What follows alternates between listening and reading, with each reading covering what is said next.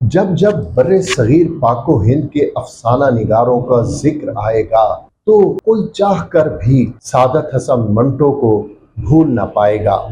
یہ وہ شخص ہے جس سے آج شاید ہر دوسرا بندہ اختلاف رکھتا ہے، لیکن ان کی تحریریں معاشرے کا وہ گدلا آئینہ ہے جسے ہم چاہ کر بھی دھو نہیں سکتے۔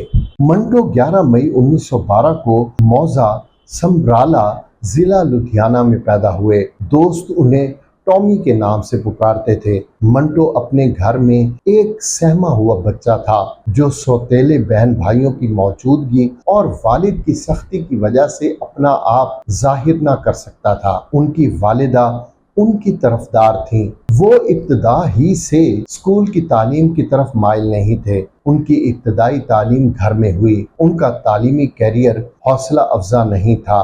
میٹرک کے امتحان میں 3 بار فیل ہونے کے بعد انہوں نے 1931 میں یہ امتحان پاس کیا تھا، جس کے بعد انہوں نے ہندو سبھا کالج میں ایف اے میں داخلہ لیا، لیکن اسے چھوڑ کر ایم اے کالج میں سال دوم میں داخلہ لے لیا اور انسانی نفسیات کو اپنا موضوع بنایا۔ پاکستان بننے کے بعد نہ چاہتے ہوئے بھی وہ یہاں منتقل ہو گئے اور یہاں ان کے قلم نے بہترین افسانے تخلیق کیے، جن میں توبہ ٹیک سنگھ، کھول دو، ٹھنڈا گوشت اور دھواں جیسے مقبول افسانے شامل ہیں۔ ان کے کئی افسانوی مجموعے، خاکے اور ڈرامے شائع ہو چکے ہیں۔ کچھ افسانوں کے موضوعات اور مکالموں پر آپ کے خلاف عدالتی کارروائی بھی ہوئی، جس کا منٹو نے بے جگری سے مقابلہ کیا۔ کثرت شراب نوشی کی وجہ سے 18 جنوری 1955 کو